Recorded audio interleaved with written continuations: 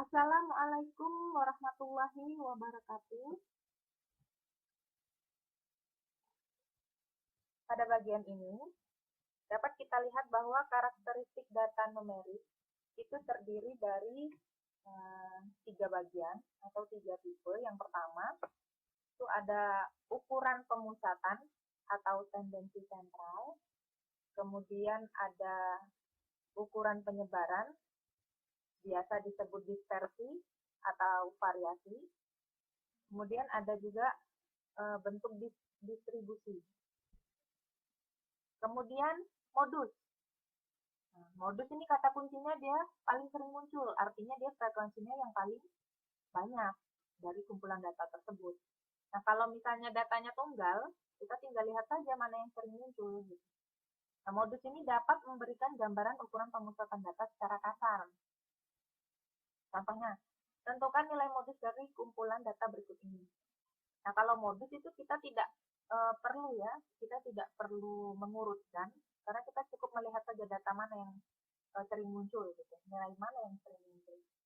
Untuk contoh ini kita bisa lihat karena sudah saya tandai ya, ini angka yang sering muncul ini adalah angka 4.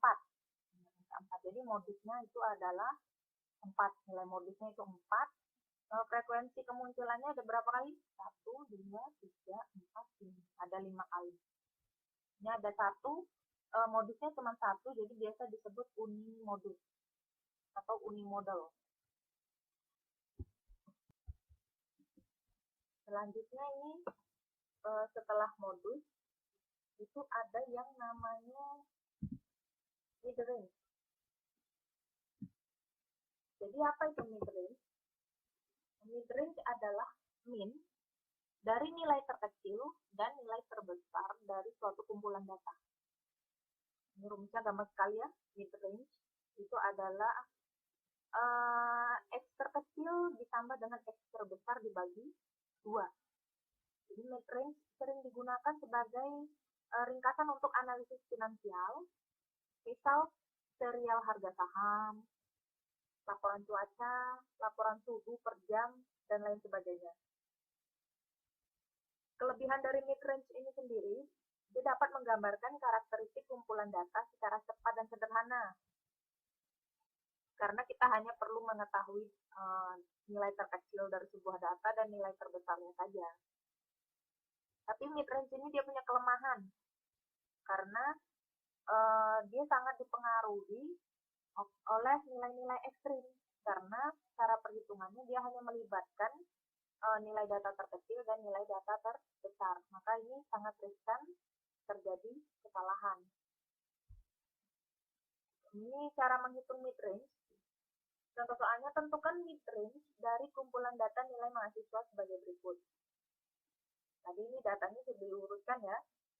51, 65, 67, 73, 75, dan 89. Nah, untuk midrange kita hanya perlu mengetahui nilai terkecil dan nilai tertinggi dari sebuah kumpulan data. Untuk yang ini, nilai terendahnya itu adalah 51, kan? Nilai tertingginya itu adalah 89. Jadi 51 ditambah 89, dibagi 2, itu nilainya 70. Jadi midrange dari kumpulan data nilai mahasiswa ini adalah 70. Midrange ini juga cukup jarang. Oke, kita lanjutkan untuk ukuran pemusatan atau tendensi sentral yang selanjutnya yang akan kita bahas itu adalah mid-Hines. Dimana mid-Hines itu adalah means dari kuartil pertama dan kuartil ketiga dalam suatu kumpulan data. Itu rumusnya, rumus mid-Hines itu kuartil 1 ditambah kuartil 3 dibagi 2. Nah, untuk menghitung mid-Hines itu kita harus menentukan dulu kuartil. Yang dibutuhkan ini adalah kuartil pertama dan kuartil ketiga. Kelebihan mid-Hines itu dapat menggambarkan karakteristik kumpulan data meskipun terdapat nilai ekstrim. Jadi dia mid-Hines ini dia tidak dipengaruhi oleh nilai-nilai ekstrim karena dia didasarkan pada data pada kuartil pertama dan kuartil ketiga. Nah, untuk menghitung mid-Hines maka perlu menghitung kuartil atau ukuran letak Ini di SMA dulu pernah ya tentang kuartil, mungkin bisa diingat-ingat kembali. Ukuran letak. Jadi kita harus menghitung terlebih dahulu kuartilnya, yaitu kuartil pertama dan kuartil ketiga. Nah, untuk menentukan kuartil, itu ada beberapa rumusnya. Tadi yang dibutuhkan adalah kuartil pertama dan kuartil ketiga. Ini kita harus mereview kembali apa itu kuartil. Jadi kuartil itu berkaitan dengan ukuran letak non sentral. Jadi dia tidak membahas tentang yang terpusat. Gitu. Jadi kuartil itu adalah salah satu jenis dari ukuran letak non sentral. Kuartil adalah ukuran letak non sentral yang digunakan untuk mendeskripsikan sifat atau karakteristik kumpulan data yang besar. Kemudian kuartil itu juga dapat diartikan sebagai ukuran deskriptif yang memisahkan data berurutan menjadi 4 bagian sama besar. Dari namanya sudah kelihatan ya, kuart. Kuart itu berarti dibagi 4. Untuk kuartil 1 itu adalah nilai yang terletak pada posisi ke. Ini untuk mengetahui letaknya ya, letaknya data keberapa. Itu rumusnya N plus 1 dibagi 4 dari data yang berurutan. Jadi datanya sudah diurutkan terlebih dahulu. Lalu Q2 itu nilai yang terletak pada posisi ke. Jadi 2 dikali N plus 1 dibagi 4. Selanjutnya itu Q3. Itu adalah nilai yang terletak pada posisi ke. Jadi 3 dikali N plus 1 dibagi 4. Sekali lagi dari data yang berurutan. Ini contoh soalnya begini. Diminta untuk menentukan mid-high. Nilai ujian statistika 6 orang mahasiswa semester pendek yakni 51, 65, 67, 73, 75, dan 89. Hitunglah mid-high dari kumpulan nilai mahasiswa tersebut. Nah, kebetulan ini datanya sudah diurutkan ya. 51, 65, 67, 73, 75, sampai 89. Untuk menentukan mid-high, maka kita harus menghitung terlebih dahulu nilai kuartil 1 dan kuartil ketiga. Jadi rumusnya sudah ada di depan. Kuartil 1 itu berarti N plus 1 dibagi 4. Nah, N ini itu banyaknya data.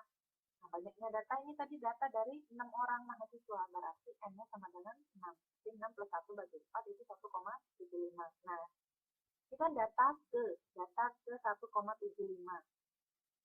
Ini ingat pembulatan.